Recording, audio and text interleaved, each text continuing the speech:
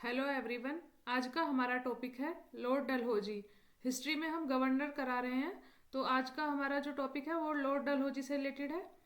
1848 से 1856 तक लॉर्ड डलहौजी का कार्यकाल रहा। इनके कार्यकाल में क्या क्या काम हुए वो देख लेते हैं।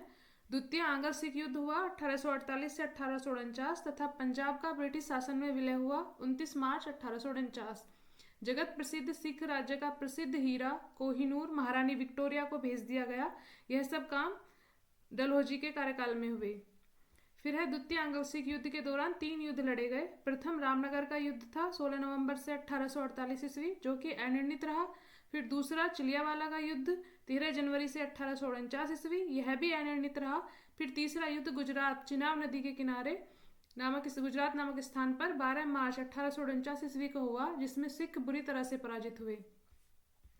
फिर है द्वितीय आंग्ल बर्मा युद्ध और 1852 ईस्वी में लोअर बर्मा एवं पीगू को अंग्रेजी राज्य में मिला लिया गया।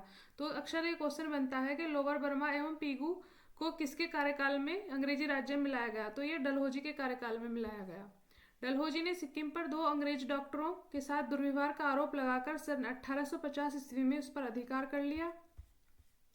1852 ईस्वी में एक इनाम कमीशन की स्थापना की गई। इसका उद्देश्य भूमि कर रहित जागीरों का पता करके उन्हें छीनना था। तो ऐसा क्वेश्चन बन सकता है कि इनाम कमीशन की स्थापना किसके कार्यकाल में हुई, तो ये लॉर्ड डलहौजी के कार्यकाल में 1852 ईस्वी में हुई। डलहौजी का शासनकाल उसके व्यक्तिगत सिद्धांत के कारण अधिक याद किया जाता है। इस नीति के तहत अंग्रेजी साम्राज्य में विलय किए गए राज्य थे। देख लेते हैं कौन से राज्य कब। यहाँ से क्वेश्चन बनाए इन्हें सीक्वेंस में लगाने के लिए। पिछले से पिछले साल यूपीपीसीएस के एग्जाम में ही 2024 के या 2023 के एग्जाम में बना था। सर्वप्रथम सतारा को विलय किया गया 1848 ईस्वी में। फिर जैतपुर जो कि बुंदेलखंड में है, और संबलपुर उड़ीसा में है 1849 में। बघाट हिमाचल प्रदेश 1850 ईस्वी में। उदयपुर मध्य प्रदेश 1852 ईस्वी में। झांसी 1853 में। फिर नागपुर 1854 ईस्वी में। 1856 ईस्वी में अवध को कुशासन का आरोप लगाकर अंग्रेजी राज्य में मिला लिया गया। उस समय अवध का नवाब वाजिद अली शाह था। यहाँ से क्वेश्चन बनाया कि जिस समय अवध का विलय अंग्रेजी शासन में हुआ उस समय वहां का नवाब कौन था, तो वाजिद अली साहब था। इनको एक बार जरूर देख लिया गया ध्यान से कि कब किसका विलय अंग्रेजी शासन में हुआ, क्योंकि यहाँ से क्वेश्चन बनता है अक्सर क्रम में लगाने के लिए। फिर 18वीं शताब्दी में अवध राज्य का संस्थापक शहादत खां था। 1856 ईस्वी में इसने तोपखाने के मुख्यालय को कलकत्ता से मेरठ स्थानांतरित किया और सेना का मुख्यालय शिमला में स्थापित किया। शिक्षा संबंधी सुधारों में लॉर्ड डलहौजी ने 1854 ईस्वी में वुड डिस्पैच को लागू किया। इसके अनुसार जिलों में एंग्लो वर्नाकुलर स्कूल, प्रमुख नगरों में सरकारी कॉलेजों तथा लॉर्ड कैनिंग के समय में 1857 ईस्वी में 3 प्रेसिडेंसियों कलकत्ता, मद्रास एवं मुंबई में एक विश्वविद्यालय की स्थापना की गई एवं साथ ही प्रत्येक प्रदेश में एक शिक्षा निदेशक नियुक्त किया गया। डलहौजी को भारत में रेलवे का जनक माना जाता है। इसी के समय भारत में पहली बार 16 अप्रैल 1853 ईस्वी में मुंबई से थाने के बीच 34 किलोमीटर प्रथम रेल चलाई गई। सन 1854 ईस्वी में नया पोस्ट ऑफिस एक्ट पारित हुआ और भारत में पहली बार डाक टिकट का प्रचलन प्रारंभ हुआ। इसने पृथक रूप से भारत में पहली बार सार्वजनिक निर्माण विभाग की स्थापना की। वे 1854 ईस्वी में एक स्वतंत्र विभाग के रूप में लोक सेवा विभाग की स्थापना की। इसी के समय में 1853 ईस्वी में कलकत्ता एवं आगरा के बीच पहली बार बिजली से संचालित तार सेवा शुरू की गई। इसने शिमला को ग्रीष्मकालीन राजधानी बनाया। ऐसा क्वेश्चन बन सकता है कि शिमला को ग्रीष्मकालीन राजधानी किसने बनाया था, तो डलहौजी ने। 1853 ईस्वी के चार्टर एक्ट के द्वारा कंपनी के संचालक मंडल से कंपनी के प्रशासनिक अधिकारियों की नियुक्ति का अधिकार वापस ले लिया गया और 1853 ईस्वी से ही अधिकारियों की नियुक्ति के लिए प्रतियोगिता परीक्षा की व्यवस्था की गई। तो ये क्वेश्चन बना है कि प्रतियोगिता परीक्षा की व्यवस्था कब से की गई, तो 1853 ईस्वी से, जिसके लिए उम्र सीमा 18 से 23 वर्ष रखी गई। 18 से 23 वर्ष। नोट देख लेते हैं जो खास है। फर्स्ट, सत्येंद्रनाथ टैगोर पहले भारतीय थे जिन्होंने 1863 ईस्वी में लंदन में हुई सिविल सेवा परीक्षा में सफलता प्राप्त की थी। सेकेंड है 1922 ईस्वी में इलाहाबाद एवं लंदन दोनों स्थानों पर साथ साथ सिविल सेवा परीक्षा का आयोजन किया जाने लगा। डलहौजी ने नरबली प्रथा को रोकने का भी प्रयास किया। अब है लॉर्ड कैनिंग का कार्यकाल देख लेते हैं, जो कि 1856 से 1862 ईस्वी रहा। यह भारत में कंपनी द्वारा नियुक्त अंतिम गवर्नर जनरल था तथा ब्रिटिश सम्राट के अधीन नियुक्त भारत का प्रथम वायसराय था। इसी के समय की सबसे महत्वपूर्ण घटना थी सन 1857 ईस्वी का ऐतिहासिक विद्रोह। इसी विद्रोह के बाद प्रशासनिक सुधार के अंतर्गत भारत का शासन कंपनी के हाथों से सीधे ब्रिटिश सरकार के नियंत्रण में ले लिया गया। कैनिंग के समय में 1861 में उच्च न्यायालय अधिनियम बनाया गया, जिसके अनुसार पुरानी सुप्रीम कोर्ट और सदर अदालतों को समाप्त कर दिया गया तथा कलकत्ता, मद्रास तथा मुंबई में एक एक उच्च न्यायालय की स्थापना की गई। 1866 में आगरा में एक उच्च न्यायालय की स्थापना की गई, जिसे 1875 में इलाहाबाद स्थानांतरित कर दिया गया। कैनिंग के समय में ही 1856 ईस्वी में विधवा पुनर्विवाह अधिनियम स्वतंत्र रूप से लागू हुआ।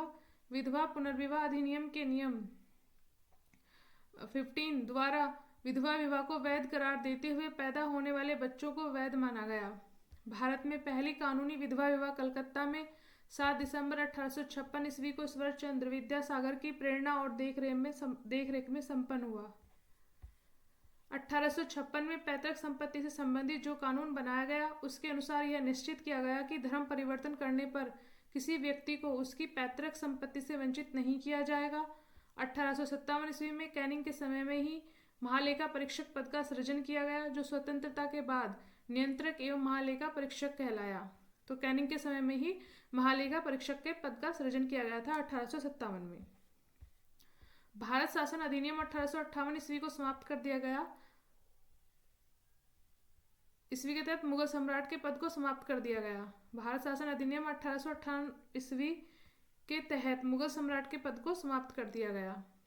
ये मिस प्रिंटिंग हो गई है आगे पीछे, तो ये जो लाइन है पूरी इस तरह से, भारत शासन अधिनियम 1858 ईस्वी के तहत मुगल सम्राट के पद को समाप्त कर दिया गया।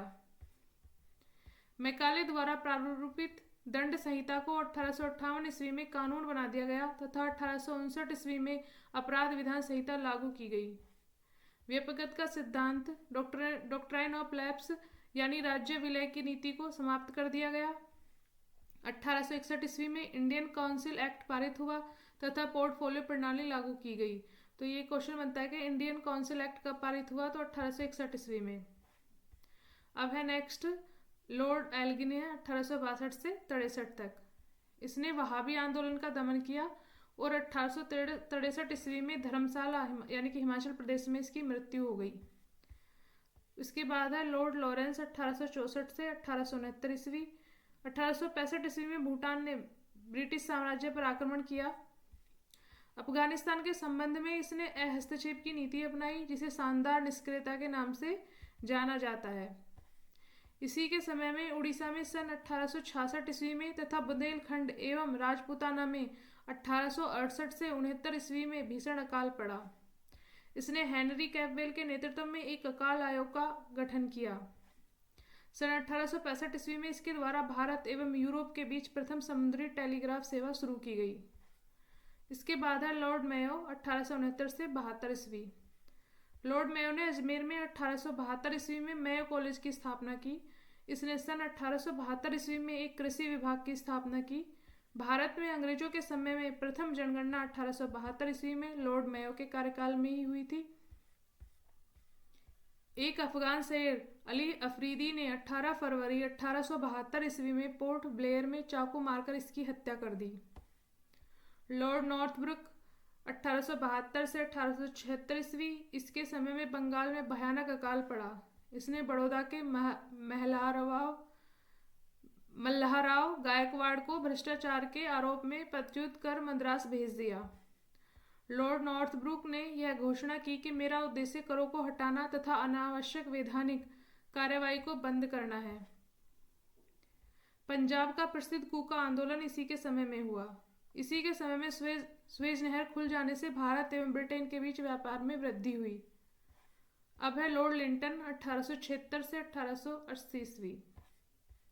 यह एक प्रसिद्ध उपन्यासकार, निबंध लेखक एवं साहित्यकार था। साहित्य कास्ट में इसे ओवन मेरेडिथ के नाम से जाना जाता था। इसके समय में बम्बई, मद्रास, हैदराबाद, पंजाब, मध्य भारत आदि में भयानक अकाल पड़ा। लिंटन ने रिचर्ड स्ट्रेची की अध्यक्षता में 1878 में एक अकाल आयोग की नियुक्ति की। 1 जनवरी 1877 ईस्वी को ब्रिटेन की महारानी विक्टोरिया को कैंसर एवं कैंसर ए हिंद की उपाधि 1 जनवरी 1877 ईस्वी को ब्रिटेन की महारानी विक्टोरिया को केसरे हिंद की उपाधि से सम्मानित करने के लिए दिल्ली दरबार का आयोजन किया गया। मार्च 1878 ईस्वी में लिंटन ने भारतीय समाचार पत्र अधिनियम यानी कि वर्नाक्युलर प्रेस एक्ट पारित कर भारतीय समाचार पत्रों पर कठोर प्रतिबंध लगा दिए। विशेषकर राष्ट्रवादी समाचार पत्र जैसे कि सोम प्रकाश को प्रतिबंधित करने के लिए इस कानून में प्रावधान था कि अगर किसी अखबार में कोई आपत्तिजनक चीजें छपती हैं तो सरकार उसकी प्रिंटिंग प्रेस सहित सारी संपत्ति जब्त कर सकती है। पायनियर अखबार ने वर्नाक्युलर प्रेस एक्ट 1878 का समर्थन किया। इसी के समय में सन 1878 ईस्वी को भारतीय शस्त्र अधिनियम पारित हुआ, जिसके तहत शस्त्र रखने एवं व्यापार करने के लिए लाइसेंस को अनिवार्य बना दिया गया। इसने सिविल सेवा परीक्षाओं में प्रवेश की अधिकतम आयु सीमा 21 से घटाकर 19 वर्ष कर दी। 1857 ईस्वी में सिविल सेवा परीक्षा में सम्मिलित होने की आयु 23 वर्ष निर्धारित की गई थी।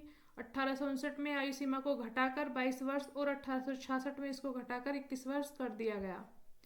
लिंटन ने अलीगढ़ में एक मुस्लिम एंग्लो प्राच्य महाविद्यालय की स्थापना की। अब है लॉर्ड रिपन 1880 से 1884 ईस्वी। प्रधानमंत्री ग्लेडस्टोन के परामर्श पर रिपन ने सर्वप्रथम समाचार पत्रों की स्वतंत्रता को बहाल करते हुए सन 1882 ईस्वी में वर्नाक्युलर प्रेस एक्ट को समाप्त कर दिया और भारतीय भाषाओं में प्रकाशित होने वाले समाचारों पत्रों को भी वही सुविधाएं दी गई जो अन्य समाचार पत्रों को प्राप्त थी। तो यहाँ से क्वेश्चन बनता है कि वर्नाक्युलर प्रेस एक्ट को किसने समाप्त किया? तो रिपन ने। इसने सिविल सेवा में प्रवेश की अधिकतम आयु सीमा को 19 वर्ष से बढ़ाकर 21 वर्ष कर दिया।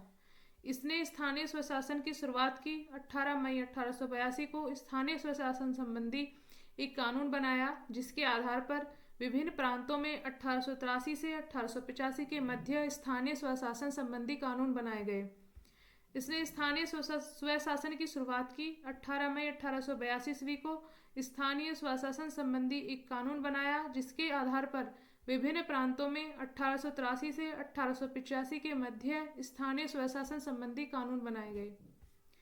इसके समय में ही भारत में सन 1881 ईस्वी में सर्वप्रथम नियमित जनगणना करवाई गई। तब से लेकर अब तक प्रत्येक 10 वर्ष के अंतराल पर जनगणना की जाती है।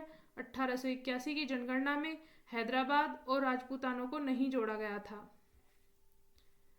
नोट: भारत में पहली बार जनगणना सन 1872 ईस्वी में हुई, परंतु इसमें भारत के संपूर्ण भागों का प्रतिनिधित्व नहीं हुआ। लगभग 20% भारत का भाग इसमें छूट गया।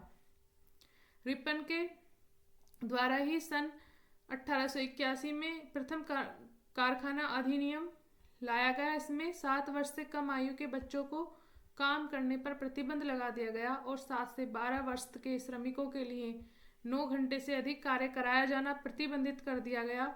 यह एक्ट चाय, कॉफी एवं नील की खेती पर लागू नहीं था।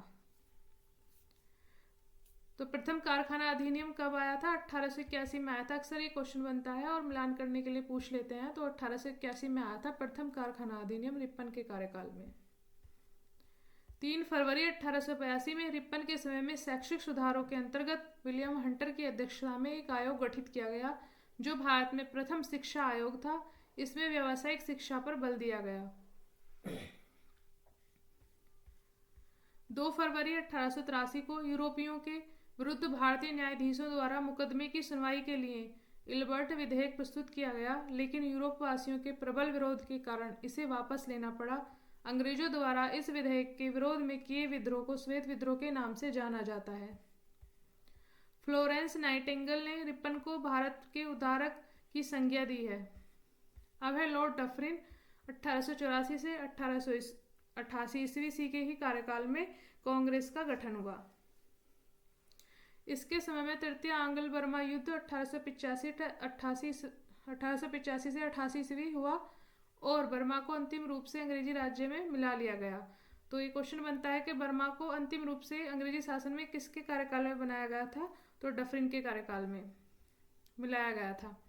इसी के समय Bengal tenancy act, Awadh tenancy act तथा पंजाब टेंसी एक्ट पारित हुआ। इसी के समय में सबसे महत्वपूर्ण घटना थी 28 दिसंबर 1885 को बम्बई में A.O. ह्यूम के नेतृत्व में भारतीय राष्ट्रीय कांग्रेस की स्थापना हुई। 28 दिसंबर 1885। अब है लॉर्ड लेस्डाउन 1888 से 1894 ईस्वी। भारत और अफगानिस्तान के मध्य सीमा रेखा डूरंट रेखा का निर्धारण इसी समय हुआ। 1891 ईस्वी में दूसरा कारखाना अधिनियम लाया गया, जिसमें स्त्रियों को 11 घंटे प्रतिदिन से अधिक काम करने पर प्रतिबंध लगाया गया। साथ ही सप्ताह में एक दिन छुट्टी की व्यवस्था की गई। लॉर्ड एल्गिनी द्वितीय 1894 से 1899 ईस्वी। भारत को तलवार के बल पर विजित किया गया है और तलवार के बल पर ही इसकी रक्षा की जाएगी, यह कथन लॉर्ड एल्गिनी द्वितीय का है। 1895 से 98 ईस्वी के मध्य उत्तर प्रदेश, बिहार, पंजाब एवं मध्य प्रदेश में भयंकर अकाल पड़ा इसी के कार्यकाल में, जो ये लॉर्ड एल्गिनी द्वितीय था। अब यहाँ कुछ PYQs देख लेते हैं। अभी कुछ और रह गए हैं गवर्नर, तो मैं ये बाद में नेक्स्ट वीडियो में कराऊंगी। मतलब अब इनसे रिलेटेड जो गवर्नर हमने करे उनसे रिलेटेड कुछ PYQs देख लेते हैं। फर्स्ट है, लॉर्ड डलहौजी द्वारा अवध का अंग्रेजी राज्य में विलय निम्न में से किस रीति से हुआ था? कराने को तो मैं सारे वॉइस राय और गवर्नर जनरल सब एक वीडियो में करा देती, लेकिन फिर कंफ्यूजन रहती है कि किसके कार्यकाल में क्या कार्य हुए थे और सीक्वेंस में भी फिर याद नहीं रहता। थोड़ा थोड़ा करने से याद भी रहेगा और कंसेप्ट भी क्लियर होगा, साथ साथ PYQ भी कर लेंगे। तो स्टार्ट करते हैं। फर्स्ट क्वेश्चन है, लॉर्ड डलहौजी द्वारा अवध का अंग्रेजी राज्य में विलय निम्न में से किस रीति से हुआ था? ऑप्शन ए है अपहरण की नीति से, बी है युद्ध द्वारा, सी है सहायक संधि द्वारा और डी है कुप्रशासन के कारण। तो ऑप्शन डी सही है इसमें, कुप्रशासन के कारण। व्याख्या देख लेते हैं। लॉर्ड डलहौजी 1848 से 56 ने अवध के नवाब वाजिद अली शाह पर कुशासन का आरोप लगाकर 13 फरवरी 1856 को अवध का अंग्रेजी राज्य में विलय कर लिया। अवध के अतिरिक्त डलहौजी के व्यपगत के सिद्धांत के अंतर्गत विलय किए गए प्रदेश थे सतारा 1848, जैतपुर एवं संबलपुर 1849, पघात 1850 ईस्वी, उदयपुर 1852 ईस्वी, झांसी 1854, नागपुर 1854 तथा करौली 1855 ईस्वी। नेक्स्ट क्वेश्चन है, बघात रियासत का ब्रिटिश में विलय कब हुआ? तो ऑप्शन बी 1850 ईस्वी। नेक्स्ट क्वेश्चन है, ब्रिटिश साम्राज्य में अवध का विलय हुआ था? तो इसमें ऑप्शन डी सही है, 1856 ईस्वी। विलय का सिद्धांत के तहत निम्नलिखित राज्यों के विलय पर विचार कीजिए और उन्हें काल क्रमानुसार व्यवस्थित कीजिए। फर्स्ट है सतारा, सेकंड है झांसी, थर्ड है बघात और फिर है फोर्थ है उदयपुर। तो इसमें ऑप्शन सी सही है, 1 3 4 2। तो मतलब पहले आएगा सतारा, फिर आएगा बघात, फिर आएगा झांसी और उसके बाद उदयपुर। नेक्स्ट क्वेश्चन है, ब्रिटिश द्वारा कुशासन का बहाना लेकर निम्नलिखित प्रांतों में से किस एक का शासक हटा दिया गया था? तो इसमें ऑप्शन ए सही है, अवध का। नेक्स्ट है, भारत में ब्रिटिश शासन के दौरान निम्नलिखित राजसी राज्यों के विलय के क्रम पर विचार कीजिए। फर्स्ट है झांसी, सेकंड है संबलपुर और थर्ड है सतारा। तो इसका आंसर है ऑप्शन सी 3 2 1। तो पहले सतारा, फिर संबलपुर, फिर झांसी। नेक्स्ट क्वेश्चन है, लॉर्ड डलहौजी की विलय नीति का प्रथम शिकार निम्नलिखित में से कौन हुआ था? Option A Jhansi, B Satara, C Karauli, D Sambalpur. तो इसमें ऑप्शन बी सही है, सतारा। नेक्स्ट है, भारत में प्रथम रेल लाइन का निर्माण किन नगरों के बीच हुआ था? ऑप्शन ए हावड़ा और श्रीरामपुर, बी है बम्बई और ठाणे, सी है मद्रास और गुंटूर, डी है दिल्ली और आगरा। तो इसमें बी सही है, बम्बई और ठाणे। नेक्स्ट है, भारत में पहली रेलवे लाइन कब शुरू हुई? ऑप्शन है 1853, बी है 1850, सी है 1840, डी है 1890। तो इसमें ए सही है, 1853। नेक्स्ट है, किस कंपनी ने सर्वप्रथम भारत में रेल यात्रा प्रारंभ की? ऑप्शन ए है ईस्टर्न रेलवे, बी है ग्रेट इंडियन पेनिनसुला, सी मद्रास रेलवे और डी है अवध तिरहुत रेलवे। तो ऑप्शन बी सही है इसमें, ग्रेट इंडियन पेनिनसुला रेलवे। 1853 ईस्वी में मुंबई के बोरी बंदर स्टेशन से ठाणे के मध्य भारत में सर्वप्रथम रेल यात्रा का प्रारंभ ग्रेट इंडियन पेनिनसुला रेलवे द्वारा किया गया था। नेक्स्ट क्वेश्चन है, ब्रिटिश भारतीय राज्य क्षेत्र का अंतिम प्रमुख विस्तार हुआ? ऑप्शन ए है डफरिन के समय में, बी है डलहौजी के समय में, सी है लिंटन के समय में और डी है कर्जन के समय में। तो ऑप्शन ए सही है, डफरिन के समय में। व्याख्या देख लेते हैं। 1885 ईस्वी में तृतीय आंग्ल बर्मा युद्ध हुआ और 1 जनवरी 1886 को संपूर्ण बर्मा को ब्रिटिश भारत में मिला लिया गया, जो ब्रिटिश भारतीय राज्य क्षेत्र का अंतिम प्रमुख विस्तार था। इस समय वायसराय लॉर्ड डफरिन था। नेक्स्ट है विधवा पुनर्विवाह अधिनियम किसके शासन में क्रियान्वित किया गया? ऑप्शन ए है लॉर्ड डलहौजी, बी है कैनिंग, सी है हेनरी हार्डिंग और डी है लॉरेंस। तो ऑप्शन बी सही है इसमें, लॉर्ड कैनिंग। व्याख्या देख लेते हैं। ईश्वरचंद्र विद्यासागर के अथक प्रयासों के फलस्वरूप लॉर्ड कैनिंग 28 फरवरी 1856 से 21 मार्च 1862 के समय 26 जुलाई 1856 को विधवा पुनर्विवाह अधिनियम 1856 अधिनियमित हुआ। इस अधिनियम को लॉर्ड डलहौजी के समय प्रारूपित और प्रस्तुत किया गया था। इस अधिनियम के नियम 15 के तहत विधवा विवाह को वैध मान लिया गया और उस विवाह से उत्पन्न हुए बालक वैध घोषित किए गए। नेक्स्ट है 1 नवंबर 1858 को महारानी विक्टोरिया का घोषणा पत्र इलाहाबाद में पढ़कर सुनाया था। ऑप्शन ए है विलियम बेंटिक ने, बी है कैनिंग ने, सी है बर्नहम और डी है हरकोर्ट बटलर ने। तो ऑप्शन बी सही है इसमें, लॉर्ड कैनिंग ने। व्याख्या देख लेते हैं। 1857 को महान क्रांति का सबसे महत्वपूर्ण परिणाम था महारानी की उद्घोषणा। यह उद्घोषणा 1 नवंबर 1858 को इलाहाबाद में हुए दरबार में भारत के प्रथम वायसराय लॉर्ड कैनिंग द्वारा घोषित की गई। नेक्स्ट है निम्न में से कौन एक भारत का प्रथम वायसराय था? ए है लॉर्ड क्लाइव, बी है कॉर्नवालिस, सी है लॉर्ड कैनिंग और डी है रिपन। तो ऑप्शन सी सही है इसमें, लॉर्ड कैनिंग। नेक्स्ट है अपने पुत्र के स्थान पर दूसरे उत्तराधिकारी को गोद लेने के अधिकार को पुनः स्थापित किया गया था। ए है 1858 के भारत सरकार के अधिनियम, बी है लॉर्ड कैनिंग ने, सी है 1860 में सनद के जारी किए जाने से और डी है 1858 की साम्राज्ञी की घोषणा से। तो ऑप्शन डी सही है इसमें, 1858 की साम्राज्ञी की घोषणा ने। व्याख्या देख लेते हैं। महारानी की उद्घोषणा 1 नवंबर 1858 को इलाहाबाद में हुए दरबार में कैनिंग द्वारा घोषित की गई। इसमें भारतीय देशी राज्यों साम्राज्य के लिए संभावित किसी संकटापन्न स्थिति से बचाव के लिए प्रतिनीति को भी व्यापक रूप से परिवर्तित किया गया और ब्रिटिश उनका प्रयोग करने हेतु उन्हें तैयार किया गया। विजय और विलय की नीति का पूर्णतः परित्याग कर दिया गया और देशी राज्यों के शासकों को उत्तराधिकारी गोद लेने की अनुमति दे दी गई। नेक्स्ट है महारानी विक्टोरिया को भारत की साम्राज्ञी नियुक्त किया गया। ए 1858 में, बी 1876, सी 1877, डी 1885। तो ऑप्शन सी सही है, 1877 में। राजसी उपाधि अधिनियम रॉयल टाइटल एक्ट ब्रिटिश संसद द्वारा 1876 में पारित किया गया। इस अधिनियम के तहत महारानी विक्टोरिया को 1 जनवरी 1877 को दिल्ली दरबार में भारत की साम्राज्ञी घोषित किया गया। इसी प्रकार सम्राट एडवर्ड 7 को वर्ष 1903 में तथा जॉर्ज पंचम को वर्ष 1911 में भारत का सम्राट घोषित किया गया था। निम्नलिखित में से किस गवर्नर जनरल ने भारत में दास प्रथा को समाप्त किया? ए कॉर्नवालिस ने, बी एलेनबरो ने, सी विलियम बेंटिक ने और डी सन जॉन सोर ने। तो इसमें ऑप्शन बी सही है, लॉर्ड एलेनबरो ने। व्याख्या देख लेते हैं। 1843 के एक्ट 5 के द्वारा भारत में तत्कालीन गवर्नर जनरल लॉर्ड एलेनबरो ने दास प्रथा का उन्मूलन किया। इसका कार्यकाल 1842 से 44 ईस्वी तक था। नेक्स्ट है निम्न युग्मों में से कौन सा एक सही सम्मिलित है? एक तरफ गवर्नर जनरल दे रखे हैं और दूसरी तरफ है उनके द्वारा किए गए कार्य कि उन्होंने क्या कार्य किए थे। तो लॉर्ड कॉर्नवालिस है स्थायी बंदोबस्त, बी है लॉर्ड वेलेजली चतुराईपूर्ण निष्क्रियता, डलहौजी सहायक संधि और कैनिंग है भारतीय राष्ट्रीय कांग्रेस की स्थापना। तो इसमें केवल ए सही है, लॉर्ड कॉर्नवालिस स्थायी बंदोबस्त।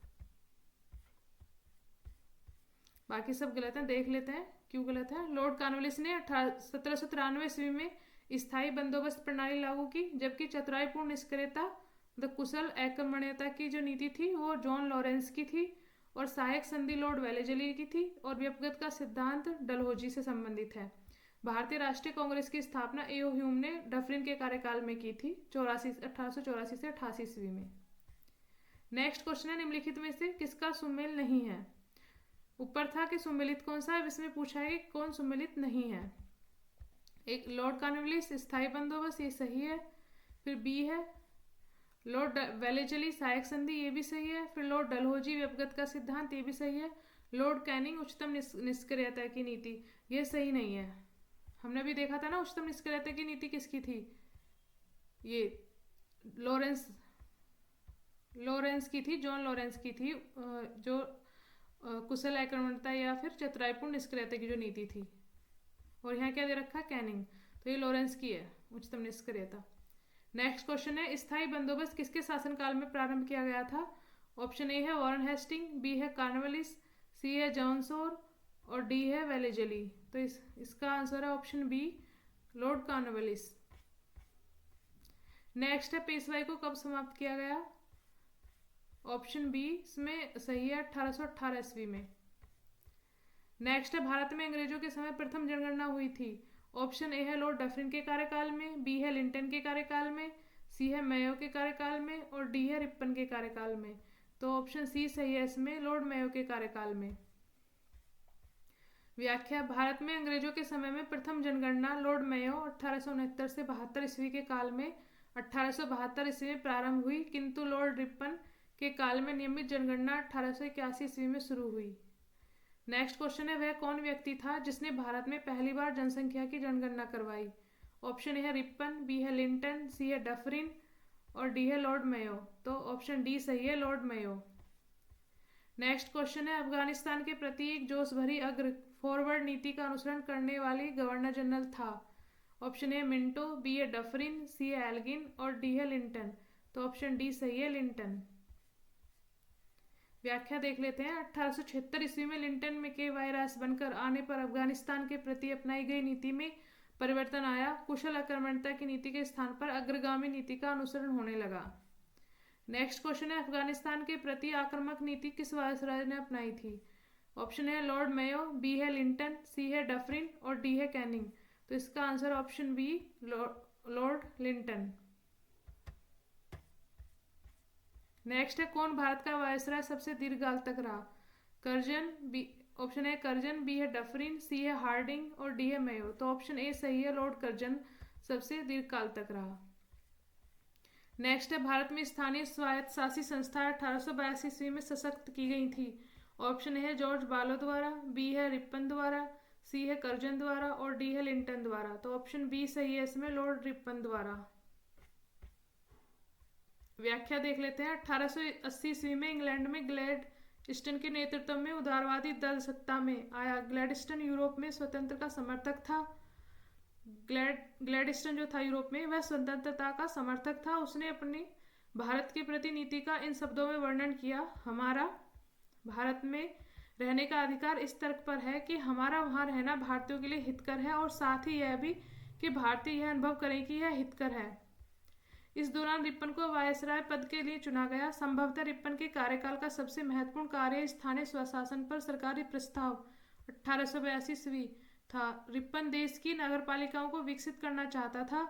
उसके अनुसार इन्हीं से देश की राजनीतिक शिक्षा आरंभ होती है। इस प्रस्ताव के तहत ग्रामीण प्रदेशों में स्थानीय बोर्डों की स्थापना की गई। प्रत्येक जिले में जिला, उपविभाग, तालुका अथवा तहसील बोर्ड बनाने की आज्ञा हुई। नगरों में नगरपालिकाएं स्थापित की गई। इन स्थानीय संस्थाओं को निश्चित कार्य तथा आय के साधन दिए गए। नेक्स्ट क्वेश्चन है, भारत में स्थानीय स्वायत्त शासन को किसने प्रोत्साहित किया था? ऑप्शन ए है लॉर्ड मेयो ने, सी है कैनिंग ने, बी है लिंटन ने और डी है रिपन ने। तो ऑप्शन डी सही है इसमें, लॉर्ड रिपन ने। ये ऑप्शन ऊपर नीचे हो गए हैं, लेकिन आंसर इसका रिपन है। यहाँ पे ये लेक्चर समाप्त होता है। Thank you everyone. अगर आपको ये लेक्चर पसंद आ रहा है तो लाइक कीजिएगा। Thank you.